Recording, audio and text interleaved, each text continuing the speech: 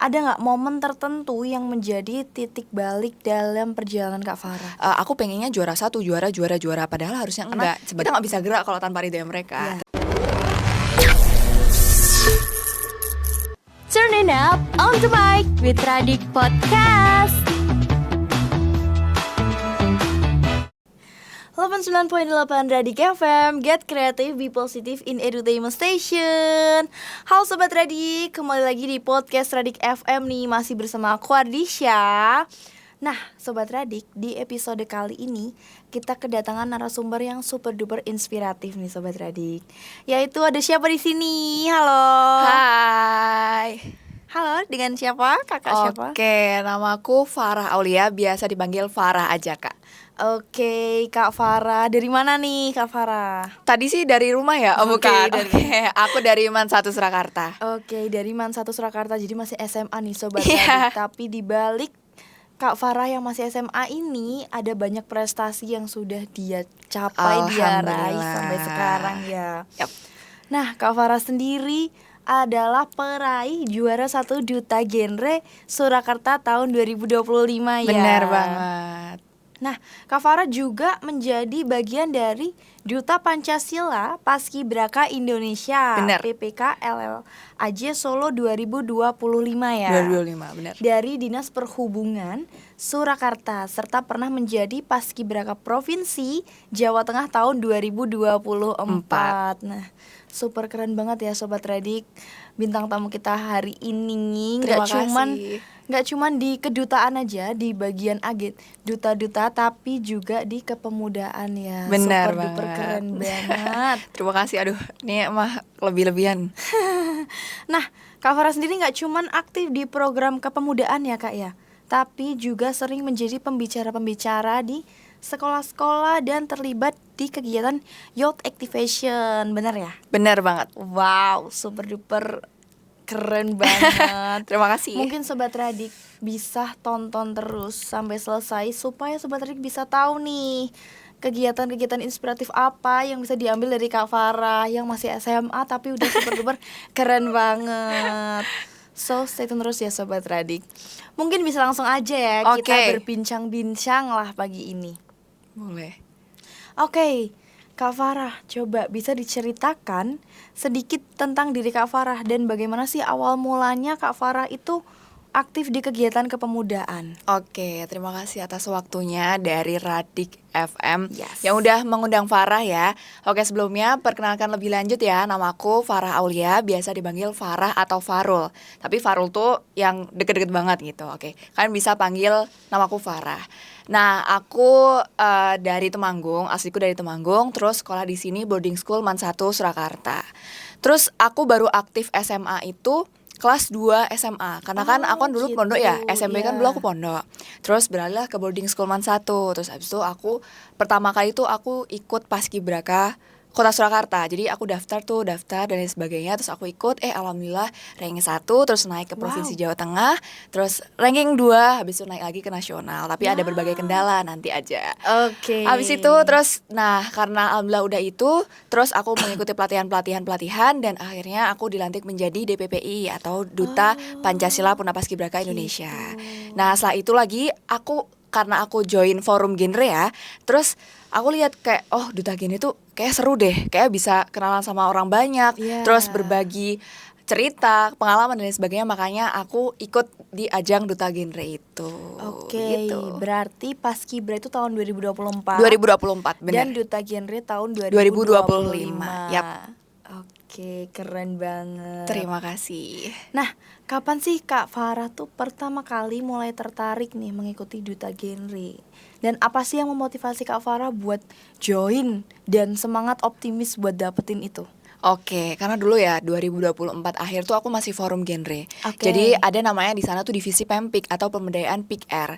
Nah, disitulah yang nemenin duta-duta tuh sosialisasi. Jadi aku tuh dulu tuh bener-bener selalu nemenin duta-duta genre Kota Surakarta tuh sosialisasi di gitu. sekolah, di kelurahan dan lain sebagainya. Terus aku tuh lihat kok kayaknya seru banget deh yang jadi pembicara dan pematerinya tuh kayaknya seru banget, dan dia bener-bener punya public speaking yang out of topic, out of the book, dan bener-bener wow gitu kan. Aku kayak first impressionku tuh kayak aku bisa nggak ya jadi kayak mereka gitu. Nah pada akhirnya 2025 mereka buka namanya Pildugen atau pemilihan duta genre Kota Surakarta. Akhirnya aku pengen join. Awalnya tuh aku ragu, aku bisa nggak ya dengan segala hobiku yang bermacam-macam di belakangnya, terus kegiatanku paski dan lain sebagainya, bisa nggak ya aku waktuku tuh bisa nggak ya kesana kesini. Nah aku sempet bingung. Terus pada akhirnya karena ibuku udah bilang ya udah ikut aja gitu, Coba karena dulu. ridho orang tua ya gitu. Abis Betul, itu setuju. aku akhirnya daftar. Setelah daftar ikut. Terus ya alhamdulillah akhirnya aku bisa juara 1. Dan juga aku doain ya teman-teman, tahun ini Farah mau maju ke Jawa Tengah. Masya begitu. Allah, keren banget. Yap. Berarti duta genre Jawa Tengah. Yap, benar tahun ini. Oke, tahun ini ya. Yap. Tuh Sobat Radik, bisa lihat Kak Farah nanti di duta genre Jawa, Jawa Tengah tahun 2026. 2026. Yap. Keren banget. Nah, dari berbagai prestasi dari Kak Farah yang udah diraih tuh, ada nggak momen tertentu yang menjadi titik balik dalam perjalanan Kak Farah gitu? Nah ini yang mau aku ceritain. Oke. Tapi beberapa aku udah cerita ya, cuma Yes. ini bakal lebih mendalam ya. Dulu waktu aku sebagai Paskibraka Kota Surakarta. Jadi kan aku Paskibraka Kota Surakarta tuh kan ranking 1. Terus alhamdulillah diberi amanah untuk naik ke Jawa Tengah. Dan Oke. akhirnya aku juga ranking 2. Jadi terus naik lagi ke nasional, karena yang diambil ke nasional itu 2 pasang. Jadi ranking Ya. 1 2 putra putri. Terus waktu sampai nasional, waktu itu 2024 kan pada masa akhirnya Jokowi ya. Yes. Terus si Bapak Jokowi ini meminta untuk pengibaran di IKN. Nah, terus waktu seleksi di sana, kan aku kan yang pertama aku mantan pondok. Oke. Yang kedua aku sekolah di madrasah aliyah Oke. negeri. Yang ketiga aku penghafal Al-Qur'an juga. Terus disuruh buka hijab. Oke. Karena waktu itu ada penyetaraan harus nggak pakai hijab. Nah, waktu itu dikasih lembar kertas, apakah kamu bersedia untuk lepas jilbab enggak? Waktu itu seleksi di Cibubur di Jakarta. Buat seleksi pasnas itu. Terus habis itu aku kan mikir ya, aduh aku pertama kali itu mikir ibu. Ini kayaknya ibu nggak bakal ngeridoi gitu lah. Habis itu karena yang aku selalu tanam prinsipku tuh ya biru yang pertama biru walidain, yang kedua ridho orang tua gitu. Karena kita nggak bisa gerak kalau tanpa ridho mereka. Terus akhirnya aku nggak setuju, aku nggak bisa, terus aku nolak. Terus waktu itu ya karena mungkin ada permainan di dalamnya dan lain sebagainya, harusnya pengumuman lolos itu hari Jumat minggu pertama, tapi minggu kedua baru diumumin. Dan qadarullah aku gak lolos gitu. Terus pada akhirnya ibuku bilang, ya alhamdulillah lah, masa kamu buka hijab cuma gara-gara buat kayak gitu doang dan sebagainya. Besok ayahmu gimana di belakang lah gitu. Terus nah waktu itu aku bener-bener down itu berapa bulan ya, aku sampai sekarang sih belum bisa move on. Bener-bener aku down itu. Terus akhirnya aku memberanikan diri untuk speak up ke, ya kamu harus mempertahankan hakmu dan kewajibanmu gitu. Terus pada akhirnya itu yang bisa membuat aku jadi tolak belakang. Oh ternyata aku walaupun aku nggak pasnas, aku bisa gini dan lain sebagainya gitu. Dan akhirnya aku wujudkan impian itu sekarang. Wow, gitu. keren banget. Terima kasih. Kalau dipikir-pikir emang susah ya pasti move on banget. Kesempatan udah di depan mata nih, tapi kan semua itu harus ada yang dikorbanin. Dan itu kan hidup itu kan pilihan ya, Sobat Radik. Jadi ya lihat konsekuensinya juga. Apapun itu, nggak cuman asal pilih ya. Asal pilih keputusan gitu. Tapi nggak nyesel kan? Nggak sih, masih sih, tapi ya masih karena belum move on aja. Betul. Tapi Allah udah ngasih yang lebih lah daripada itu. Super keren banget. Lihat Sobat Radik di tahun depan aja kan duta genre nasional tuh. Langsung ke Jawa Tengah dulu, habis itu ke Jawa Tengah naik lagi nasional. Amin. Ya Allah, Yang kita doakan yang terbaik buat Kak Farah. Amin Kak Disha. Nah, Kak Farah nih, bagaimana sih proses hingga akhirnya Kak Farah tuh bisa meraih juara 1 nih di Duta Genre 2025? Karena aku juga tahu ya kalau Duta Genre tuh materinya nggak sedikit ya. Benar banget. Super banyak banget. Dari apa ya? itu apa namanya, pernikahan dini. Iya, pernikahan Ya, dini dan lain sampai sebagainya. stunting kayak gitu Iya, juga ya. benar. Nah itu gimana sih mempersiapkannya sampai akhirnya bisa meraih juara 1? Oke, kalau dulu tuh jujur ya, jujur-jujuran aja, waktu aku daftar Duta Genre itu bukan sebagai ajang aku pengen juara 1. Oke. Tapi bener-bener nggak tahu ya, aku nggak munafik karena aku pengennya tuh cuma bisa sosialisasi ke sana ke sini, Oke, terus sama jadi difabel, pembicara. iya gitu-gitu doang. Dan terus karena aku tuh bener-bener menyorot tentang kesehatan, karena dulu tuh waktu sebelum aku jadi Duta Genre, aku pernah sama anak-anak Paski tuh main ke Putri Cempo. Terus di Oke. kelurahan satu kan, sorry ya, maksudnya anak-anak kan banyak yang sakit dan lain sebagainya, banyak yang stunting. Nah terus aku kayak mikir gimana caranya aku bisa menekan angka stunting itu. Nah terus aku kan gabung di tim robotik Man 1 Surakarta. Nah terus aku bikin robot namanya Roasting, robot Wow. pendeteksi stunting. Terus kan aku udah bikin robot itu sebelum jadi ada ajang Duta Genre. Oke. Nah pada akhirnya aku daftar. Nah robot stunting itu aku jadiin senjata buat maju ke kota Surakarta ini. Oke. Nah jadi aku benar-benar menyoroti tentang stunting di kota Surakarta ini karena kan eman-eman ya kota Surakarta yang udah indah, resik, Yes, sehat betul. kayak gini, masa masih ada orang-orang yang anaknya stunting dan stunting. juga belum tumbuh gizi kembangnya tuh benar-benar belum sempurna Oke. gitu. Jadi prosesnya waktu aku mau maju ke Duta Genre Kota Surakarta tuh benar-benar ya diombang-ambing itulah. Di mana Oke. aku persiapan bikin robotnya, di mana aku deg-degan bisa nggak ya aku public speaking yang selancar itu kayak teman-teman yang lain, karena kan pesaing-pesaingku tuh orang-orang yang udah kuliah gitu loh. Oke, Jadi iya. aku kayak ada pressure tersendiri gitu. Berarti sebelum join di Duta Genre itu robotnya itu udah jadi ya? Udah jadi Ya karena itu kan bekal banget Yap, sih. Jadi kayak sebelum aku maju tapi udah ada Udah bekalnya. ada, iya, benar, Apa yang mau gitu. dipresentasikan, yang dituangkan ke masyarakat langsung gitu. Ya, benar super banget. duper keren banget. Terima kasih. Gimana tuh bikin robot, susah nggak? Karena emang basicku kan Oke, aku emang ngoding. suka ya ngoding juga ya utak-utik barang-barang kayak gitu. Dulu kan sebelum aku jadi paski juga aku kan suka Oke. ikut lomba robotik gitu.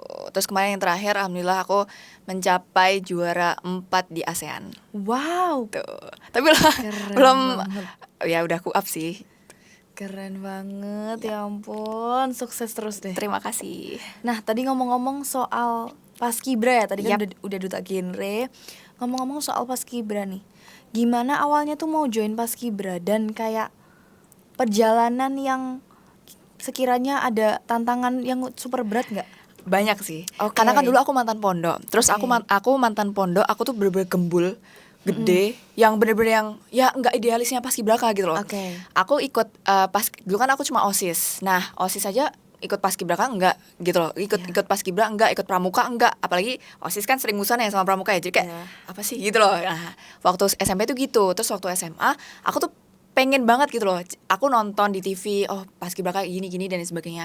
Terus aku lihat bisa nggak ya dengan tubuh yang gede, pipinya gembul banget dulu, bener-bener hitam dan ya gitulah, bisa nggak ya gitu. Terus pada akhirnya karena aku juga nggak bisa PBB, itu bener-bener aku tuh ikut paskibra di Man 1.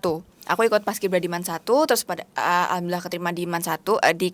keterima di paskibra Man 1 itu. Paskibranya. Terus nah aku dari situ bener-bener usaha sama ikhtiarku tuh bener-bener pol kencang kalau buat paskibraka. Jadi karena mungkin aku sadar diri ya, karena banyak orang-orang tuh pernah bilang kalau misalnya apa bisa Far kamu jadi paskibraka, padahal Oke. kamu tuh dari latar belakang yang bukan bukan- pramuka abis, oke. bukan OSIS bukan paskibra abis gitu loh. Jadi aku tunjukin tuh ternyata alhamdulillah Allah Bisa ya. ngeridoin gitu. Keren banget. Yap. Nah, di pengalaman-pengalaman jadi paskibra nih, ada nggak pengalaman paling berkesan? Kan nggak cuma di Solo ya, Yap. Kak Farah kan nggak cuma di Solo, udah maju ke Jawa Tengah. Maju ke Jawa Tengah. Terus mungkin juga tahu lingkungan di nasional tuh Yap. mungkin apa momen yang paling berkesan tuh? Oke, momen yang paling berkesan adalah H-2 sebelum pengibaran. Jadi Oke. itu tanggal berapa ya? 15 ya? Ya, Tanggal 15 15. Agustus 2024. Jadi waktu itu aku kan jadi bulurahnya di provinsi. Oke. Jadi kalau di sana itu kalau di sini kan ketua, wakil, sekre dan lain sebagainya. Tapi kalau misal di sana itu ada namanya lurah, bawahnya lagi sekdes dan lain sebagainya. Pokoknya ini pengurus desa kan, karena di Paskibraka kan namanya desa. Oke. Terus habis itu aku jadi bulurah. Nah, teman-teman tuh pada bilang, jadi latihan kan kita dari mulai tanggal 4 Agustus. 4 Agustus Oke. sampai tanggal 15 itu aku nggak dipilih jadi baki. Jadi Oke. aku latihan tuh selalu di belakang. Jadi di pasukan 17 Pasukan gitu 17, ya. oh ya. Terus bener-bener nggak dipilih lah gitu. Nah terus teman-teman udah bilang, kamu kan bulurah, kamu juga dulu capas naskur, Yes. kenapa kamu nggak dipilih jadi baki gitu kan? So aku bilang gini, enggak kok, aku juga kayaknya nggak passion deh jadi baki. Nggak berharap gitu. juga ya? Nggak berharap karena ya udah bener-bener di sini tuh itikadku tuh buat ngurus teman-teman, karena kan aku diberi tanggung jawab untuk menjadi bulurah itu. Ya, oke. Nah pada akhirnya Hamin 2 plek jiplek itu tiba-tiba aku dipanggil, suruh ke depan, suruh bawa baki yang pusaka kan di Yang depan. pusaka. Habis itu aku bilang, aku bingung kan, lah ini tuh Hamin 2 bisa-bisanya diubah formasinya. Habis itu aku bilang kan, aduh kayaknya masa aku dipindah sih, kayaknya aku nggak bisa deh gitu kan. Habis itu pelatihku langsung bilang, langsung marahin aku, semua tuh bukan berarti kalau misal dadakan tuh kamu nggak bisa gitu. Oke. Kamu belum nyoba aja. Jadi itu yang bikin sampai sekarang tuh Masih ya ingat terngiang-ngiang gitu. Terus pada akhirnya aku cobalah itu, dan akhirnya waktu 17 Agustus 2024 aku jadi baki pengibaran begitu. Oke, pengibaran. Kalau penurunan beda orang ya kayak Beda gitu? orang. Super duper Gitu. keren banget. Ya terima kasih.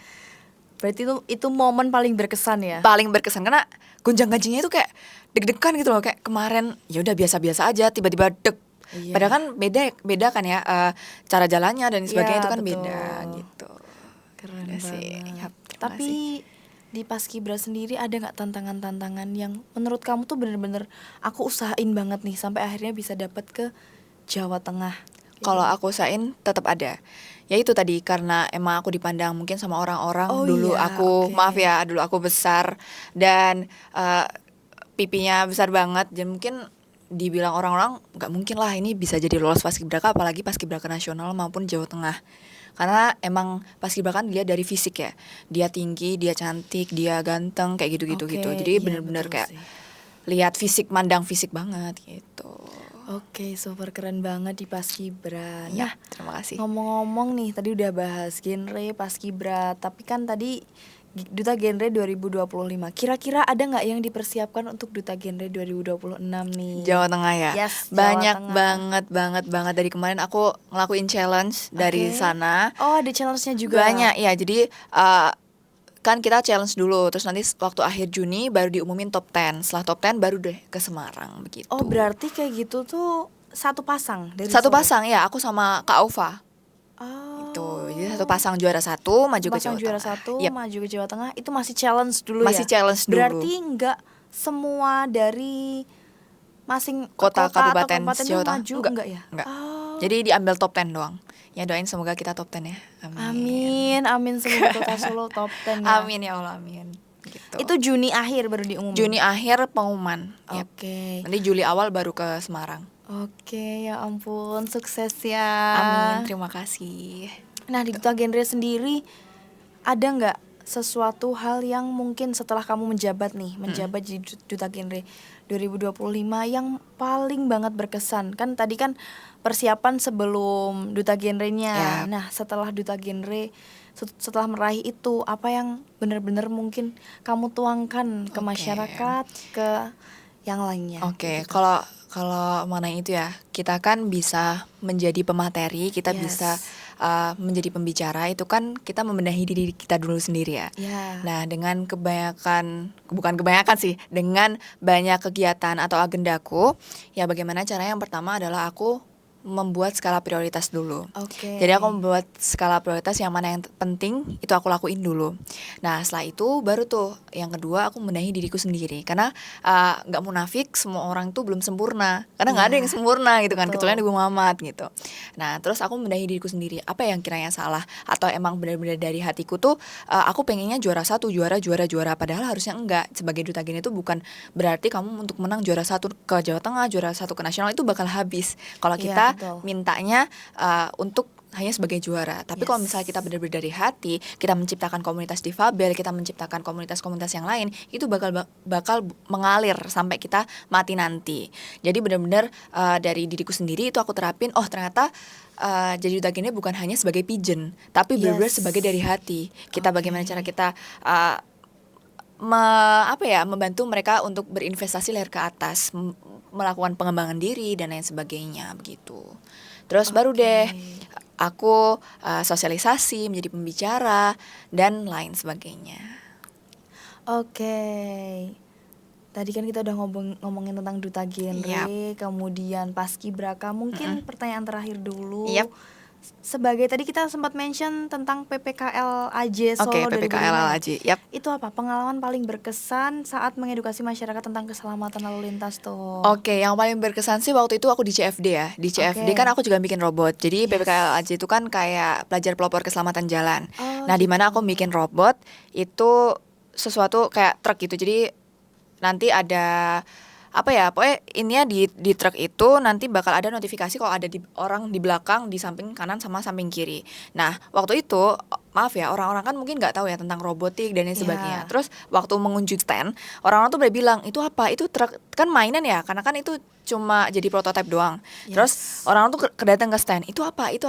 Emang PPKL aja tuh ngapain sih? Emang harus ada, bukannya cuma polisi doang. Jadi pemikiran mereka itu pelajar pelopor keselamatan jalan itu hanya menjadi tanggung jawabnya polisi saja, bukan menjadi tanggung jawabnya kita semua. Padahal kan harusnya keselamatan jalan itu kan menjadi tanggung jawab kita semua gitu kan. Nah, terus akhirnya aku jelasin tuh orang-orang, ada yang ngeyel, bener-bener ada yang ngeyel karena mungkin ya mereka kurang tahu gitu. Jadi ada yang ngeyel, lah kan kenapa nggak polisi aja gini-gini dan lain sebagainya.